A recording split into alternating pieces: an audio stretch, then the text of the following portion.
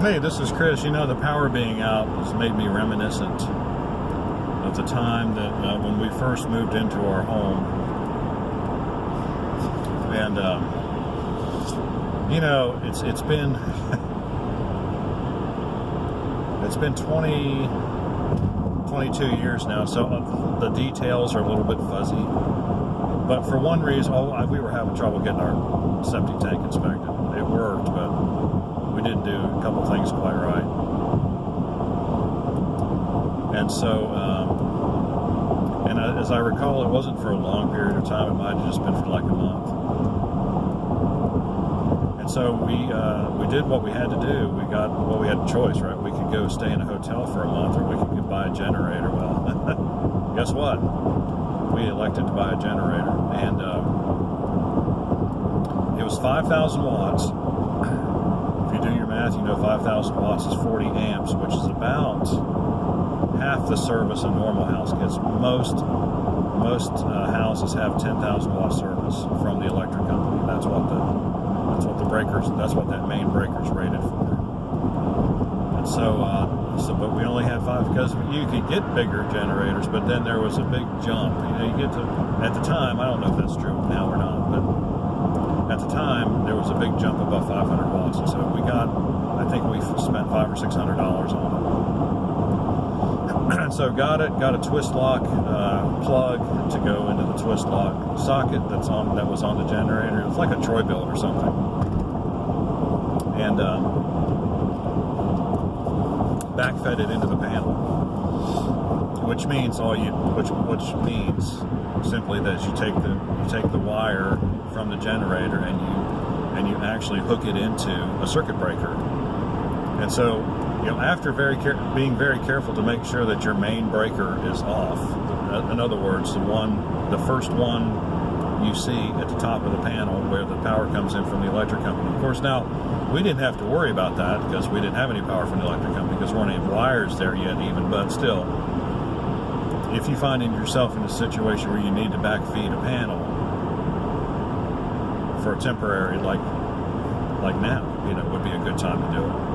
Make sure that's turned off, otherwise when the power gets turned back on, you will have, I don't know what happens. Maybe your generator blows up, maybe blows up everything in the house. I have no idea. All I know is those two sources of electricity aren't synced, and therefore that would be a very bad idea to leave that breaker on. But turn that breaker off and then pick a large enough, usually have a large enough breaker on the panel somewhere. Or if you don't, you go buy one, like you go buy a 40 amp 220 breaker, and you stick it in there, and you hook up your wires from the generator to the panel, and you turn that on, and voila, you have power in your whole house.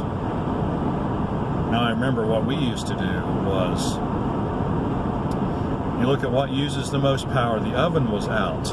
Could not use the oven, was too many amps. So we didn't. We tried it. We tried it once briefly, and it kicked the breaker on the generator. So we knew not to do that.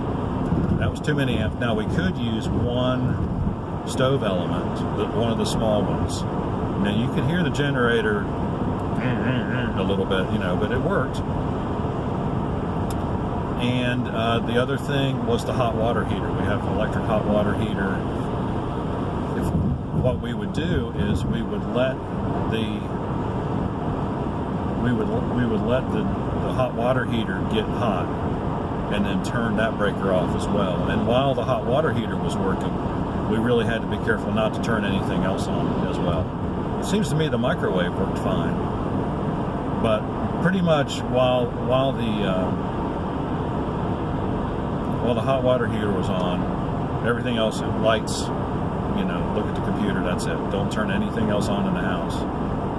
Because that was about at the rated output of that generator. It's about 500 watts to run that. Oh, I know what I did. I disconnected one. After a while, I disconnected one of the elements in the hot water heater. So it took longer to heat up, but it only used half the power. So, and then of course what we do is we make sure, it would get, we'd know when the hot water heater was done, because the generator tone would change, signaling that it was no longer under load, and then everybody would have to take their quick 5-minute, and that was like 5-minute shower. That's it. That's all you get. Inevitably, the last person to go got some cold water. But that was just the way it was. Anyway, those were good times. It was funny, with the generator be running, and it would start going whir, whir, whir, as it did when it was starting to run out of fuel. And everybody be running around the house, save your computer game, make sure you get it, and do whatever you need to do, like right now. It's like a Chinese fire drill or something. It was so funny. I don't know if the children have, as fond a memory as I do. I thought it was funny. So anyway, yeah, we did that then we finally got everything fixed up, got real power, and that was, big deal. No more challenges during the day, So anyway, if you do get a generator, you might want to consult. You might want to get an electrician to do it for you. There are ways to backfeed. I think there are better ways to backfeed a panel than just doing a breaker. But that's just what I did because I worked commercial construction for a long time, and I knew a lot of electricians, and so they told me what to do, and so I took their advice. I often think we might get a generator again sometime. Especially when the power goes out like this. But then, you start thinking about the economics of it. It's like, this is pretty bad, but this is, the last time it went out was when it snowed. I think that was about 4 or 5 years ago now. And it went out for a couple days. And we didn't have a generator then. We had an inverter. We did that. And it worked well. And of course, in the wintertime, it's a lot easier because, you generally have we had a kerosene heater, and we still do, that we use just for such emergencies. I mean, it'd be nice to have a generator, but then, you think about spending that money, and then you think, well, then it's going to sit. It's going to sit somewhere in the way. You've got to make sure it's upkept. And yeah, it's great. It's great when something happens, but I think we've actually needed it since we moved here after that first, month-long episode of using one every day.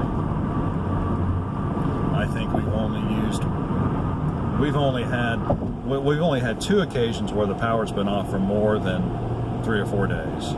And it's been very few occasions where it's been off more than one. And so, it's like maybe for a grand total of a month out of 22 years, I'm thinking.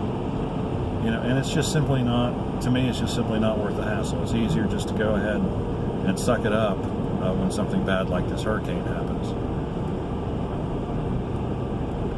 Now, and the thing is, you think, well, if the hurricane's bigger, well, this is as bad as it's going to get. I mean, no hurricane's going to get to where we live in Oxford, North Carolina, after coming 150 miles overland from whatever coast it wants to come from. It's not going to be over 50 miles an hour. So this is, we are not going to have the kind of catastrophic things that happen down on the Gulf of Mexico or on the coast of North Carolina. It just simply isn't going to happen. So, ixnay on the Generator J. All right, got any questions or comments? Leave them in the section below. Like and subscribe. We appreciate what you do. We'll see you on the next one.